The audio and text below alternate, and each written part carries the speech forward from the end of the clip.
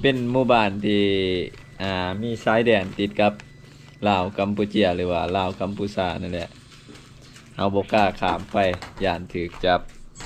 เดินทางมานี่เป็น100กว่ากิโลเด้อ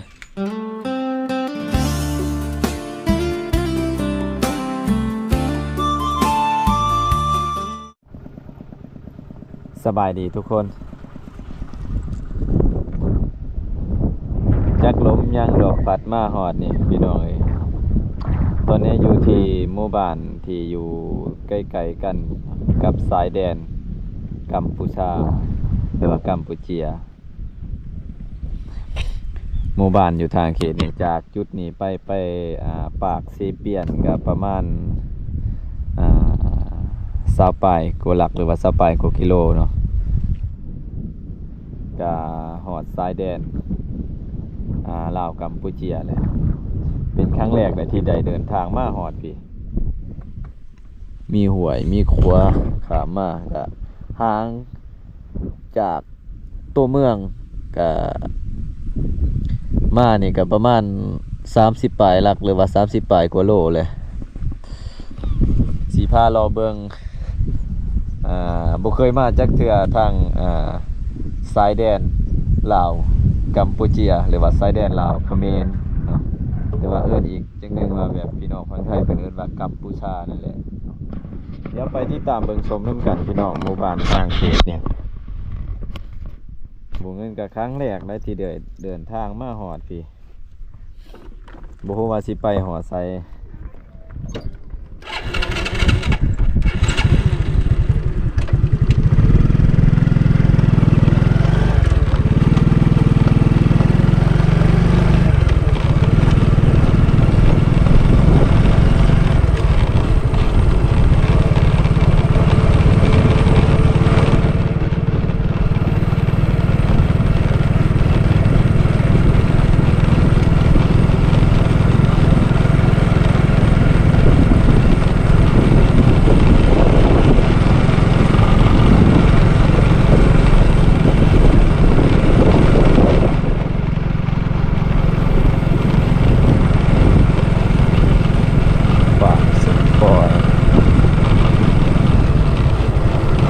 มีพวกของป่าเป็นขายเครื่อง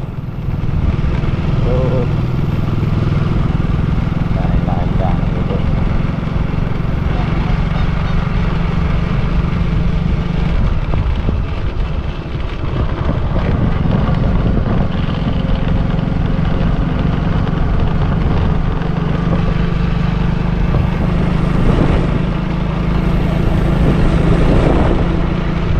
ตัวเจริญ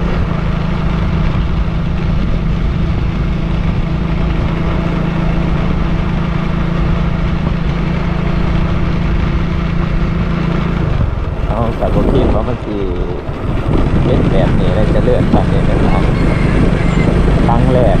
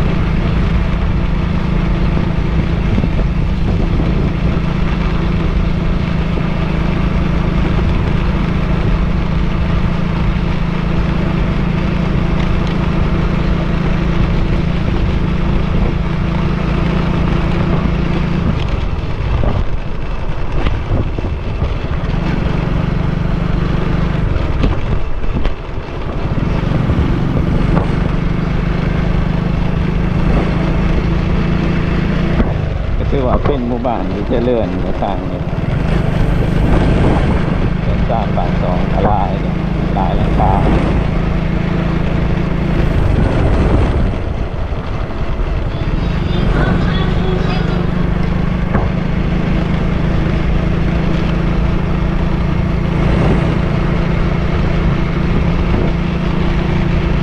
คือว่าเจริญ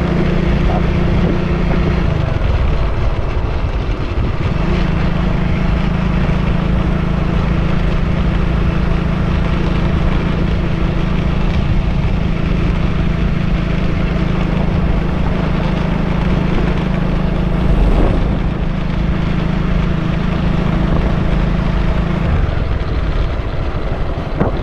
แล้วก็มีครัวขามไปอีกเพราะว่ามันยังเป็นหมู่บ้านเดียวกันหรือบ่หรือว่าขามครัวเนี่ยมันสิเป็นหมู่บ้านอีกหมู่บ้านหนึ่งก็บ่แน่ใจคือกันครั้งแรก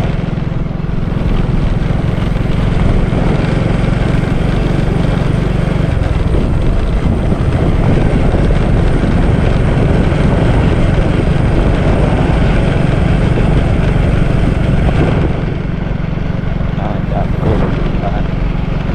บ้านเดียวกันแต่ว่ามันอยู่ผาหวยเมืองหนึ่งเป็นกลุ่มเดียวกัน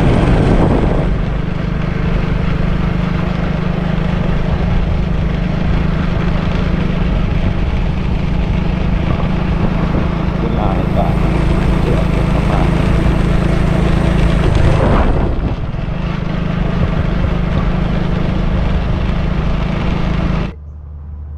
เขาป้าเขาดงฮะเก่ากินคำได้มันก็ใครแน่จะน้อยปัจจุบันนี้มาเข้าไปใช้กะอึดอัดในสภาพแบบรอบมันนี่งาท่าเลยอากาศจะเป็น หาอยู่หากินก็ยากเนาะ เนี่ยลูกเทลงสั้นกันยากแต่กี่มาอยากไปทั้งใดก็ไปได้สบายประชาชนเฮาก็ยังมีการทำมาหากินสะดวกสบายบ้านอังซี่นี่มันคับแคบหนีบเขามาแล้วแบบไม่หีบหนีบป้าแล้วลูกเอ้ยเฮ็ดจะได้ข้าถ้าบ่เฮ็ดตั้งกำไห้กับสวนที่ก็สิมีเงินสังไปซื้อบักพริกแป้งนัว โดย อันที่แล้วลูกขายกล้วยวีนึงกับบ่ได้เกลือทงนึงว่าตาตา โดย แป้งนัวบ่ได้ซะ โดยแมนยายได้แม่ไปเฮ็ดงานบ่ แม่ไปงานพรป้ากันแล้วป้าแต่พี่กายพี่ตื่น อ๋อ มันบ่มี ลูก3 คน ลูก3คนผู้หนึงเขาอยู่โรงเรียนอยู่บ้านเพิ่นแล้วอยู่กับป้ากับลุงเพิ่น อ๋อบัดนี้ลูกเนี่ยอยู่กับพ่อเฒ่าแม่เฒ่า ก็มาเอาแล้วเฮ็ดกินหากินให้เพิ่นกินเลี้ยงไปจะแล้วลูกเอ้ยซ้ำเพิ่นเป็นหมูเป็นหมาซ้ำได้ข้าวคงหาโมงเรียน โดย เพิ่นมีความรู้เพิ่นก็สิรู้ไปเองมาเฮาก็น้ำมือจะถอยหลังแล้ว มาพ่อสองเฒ่าเพิ่นอยู่นี่พี่น้องเอ้ยเดี๋ยวเฮาสิเดินทางต่อเลยเส้นทางยังอีกยาวไกลเดินทางมาแต่พูดแหละแต่เมืองก็50ลัก60กว่ากิโลเลยก็สิเดินทางต่ออันนี้ในช่วงฤดูเก็บกู้มันนี่เพิ่นก็สิมาอยู่นี่พ่อใหญ่แม่ใหญ่แวะมาซื้อมะกล้วยนำเพิ่นหวานมะกล้วยเพิ่นเดี๋ยวสิไปต่อพี่น้อง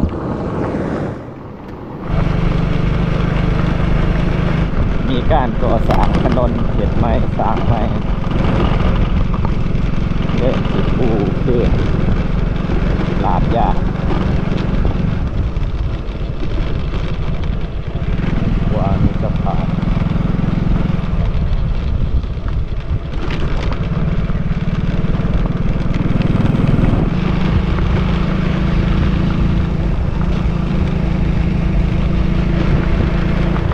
เป็นหมู่บ้านที่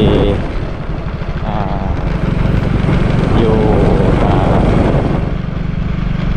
ใกล้ๆชายแดนลาวกัมพูชา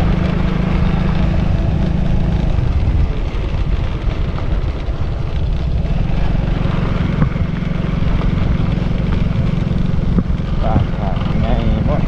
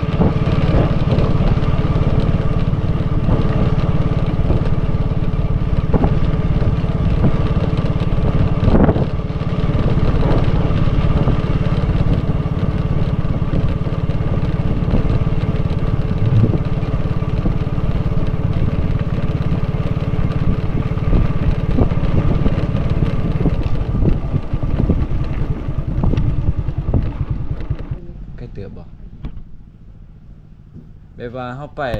ถ่ายรูปถ่ายหยังอยู่แถวนั้นจุดนั้นได้บ่ บ่ได้ เออ คนในเขามันยังอันนี้เด้ยังเขาบ่ทันอันปากรักไม้ดิไปบ่ทันได้ โอ้โดย ก็มาเขาปากรักไม้แล้วหันแม่นเขาไปได้ไปเสือไปท่องเที่ยวไปเล่นไปซ้ำคำทางานนั้นนะ โดย มันได้ มึงยายนี่ไปเพียงครัวนั่นแหละก็กลับมาคืนบ่กล้าไปต่อ ใกล้ครัวไปน่ะมันเขตเขาเลยบ่ บ่ใกล้ครัวไปมันเขตจันทบุรีจำปาสัก อ๋อ ทหารจำปาสักประจำอยู่นี่ อ๋อโดย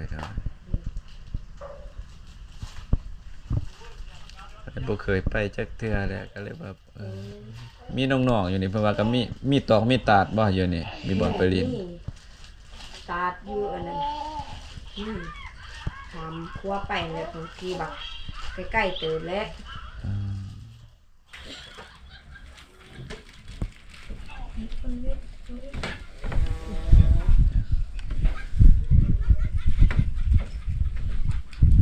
ครั้งแรกแหละแต่ว่าบ้านนี่ก็เป็น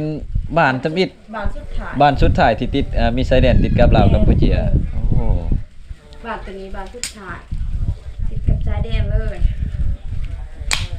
แล้วฮะก็เคยเห็นเลยฮะก็รู้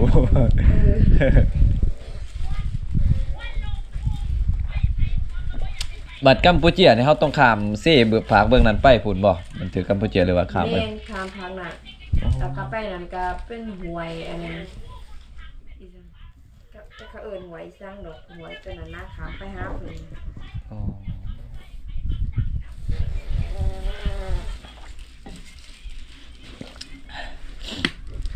เฮาล่ะคิดว่า แต่บางทีมันก็สิมีเส้นทางกันแต่ว่ามันไปบ่ได้ อ๋อเอาแล้วคิดว่ากัมพูชามันอยู่ภาคเบื้องนะบ่แม่นเนาะจำปาสักอีกเนาะ แม่นจะประสาทไอ้หนุ่มจะประสาทได้อยู่พัน น้องก็เคยข้ามไปกัมพูชาบ่ บ่เคยไปเนาะมีแต่ผัวน้องเคยไปเทื่อนึงไปเอาอันนี้ไปช่วยคนนี้คนตายคนซังนี่แหละคนแบบเขามาเฮ็ดครัวเฮ็ดอีสังนี่นะ อ๋อเอาก็มีคนเสียอยู่หั่น แม่นมีคนเสียแล้วเป็นคนนี่แล้วมันไล่น้ำไปเลยนะ อ๋อ มันจมน้ำสิไปหากินยังนี่แหละ อืม เอาเพิ่นก็ไปเอาเสียคุณ ไปทางนี้แน่เพราะว่าถูกจับแน่นอน ทั้งนี้ถูกจับแต่ว่าก็ปักรักไม้เลยอย่างนี้เขาไปเลยมันอยากเขาไปได้นะ อ๋อ ไปเที่ยวไปเล่นในซังก็ได้ คันมีคือเข้าไม้ให้ไว้เลยเนาะโอ้ อันนี้เขายังไม่ให้เขาเอาถึงนี้ป้า แสดงว่าคนแถวหมู่บ้านหมู่มอนี่ก็ส่วนน้อยแล้วสิได้ไปข้ามไปภาคเบื้องพุ่นเนาะ บ่ได้อยู่บ้านนี่บ่ได้ตกไปไสนำไปแต่หากินเดี๋ยวทาหรือว่าผักเฮาเองนี่ได้ถ้าไปผักพุ่นมันบ่ได้ อ๋อ พวกเขาไปหากินอย่างเขาจับอิหยังนะ เอาพี่น้องมาแต่ใส่เส้นทาวันนี้มาหอดเมืองสนามไส้ จนมาหอดหมู่บ้านสุดท้าย อาทิตย์จุดอันนี้เป็นหมู่บ้านที่มีชายแดนติดกับลาวกัมพูชาหรือว่าลาวกัมพูชานั่นแหละเอาบ่กล้าข้ามไปย่านถูกจับอันนี้มาแวะพักผ่อนนำหาน้องไปนี่อยู่ทางบ้านหยังก็เอิ้นอยู่นี่ อุดมไส้ บ้านอุดมไส้บ่ แม่ บ้านหาดใหญ่เด้อยู่ไส บ้านหันแยงกันตัวนี้ได้เข้าตัวนี้กับบ้านหันใหญ่มันมีสองสี โอ้โดย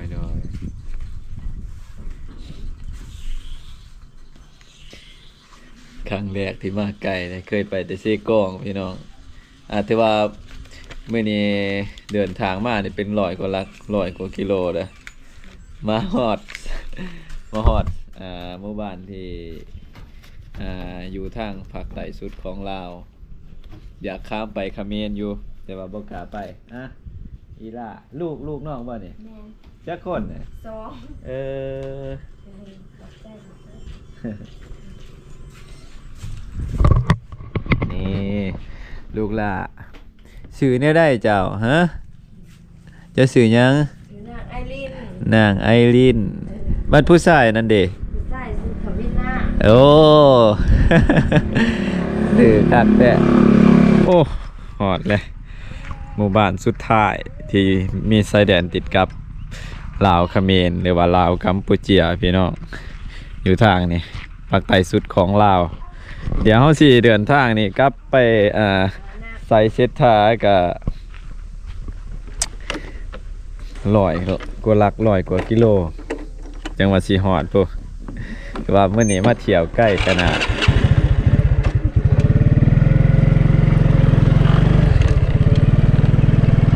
เอาลืม มีแนวเลื่อมอีก โอ้ยก็ได้ลืมน้ำมะพร้าวบรรยากาศระหว่างการเดินทางเลย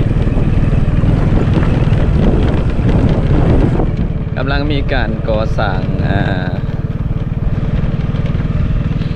เส้นทางกำลังมีการเฮ็ดใหม่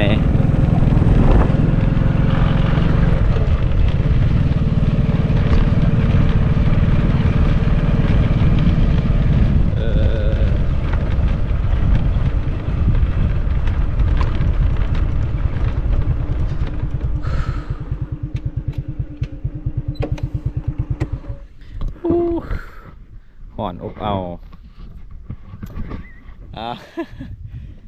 จนว่ามาหอดหมู่บ้านสุดท้ายแหละพี่น้องก็เป็นหมู่บ้านที่มีชายแดนติดกับกัมพูชาหรือว่ากัมพูเชียเนาะชาวบ้านเขตนี่กับหาอยู่หากินกะแม่นข้ามเขตไปบ่ได้แหละเขตไผ่เขตมันเด้ไปหาอยู่หากินเนาะคนจากลาวเฮาข้ามไปบ้านเพิ่นบ่ได้บ้านเพิ่นก็ข้ามมาบ้านเฮาบ่ได้เพราะว่ามันยังบ่ทันมีบ่ทันปักเขตแดนพี่น้องก็เลยแวะหาน้องเพิ่นบางยานี่แวะพักสัวข้าวก่อนเดี๋ยวสิเดินทางกลับบ้านก็ยังอีกใกล้พี่น้องเลย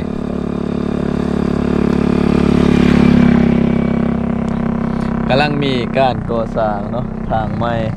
อยู่ทางนี่ผู้เงินกะบ่กล้าไปหอดครัวพุ่นบ่จุดสายแดนเพิ่นเนาะก็มีแต่ว่ามาลินมาอันนี้ว่าสิมาหาน้องๆเพิ่นอยู่ทางนี่ก็มาฮอดนี่ก็เลยว่าติดต่อเพิ่นบ่ได้อ้อนพี่น้องเอ้ยน้องๆเพิ่นทั้งบ้านหาดใหญ่ก็เป็นหมู่บ้านสุดท้ายและมีสายแดนติดกับกัมพูเชียหรือว่ากัมพูชาเนาะคือบ้านหาดใหญ่หรือว่าบ้านใหญ่อุดมเนาะทางนี้โพดน้ำเลยกำลังมีการก่อสร้างทางเพิ่นเดี๋ยวคลิปนี้ก็สิจบเพียงเท่านี้พี่น้องขอบคุณขอบใจที่แวะมาเยี่ยมชมแวะมาทักทายเนาะก็ถือว่ามาฮอดนี่ก็ไกลเติบพี่น้องเอ้ยจากบ้านนี่ไปหาบ้านเฮาก็100 กว่ากิโลพุ่นแหละติดตามนำกันตอนต่อไป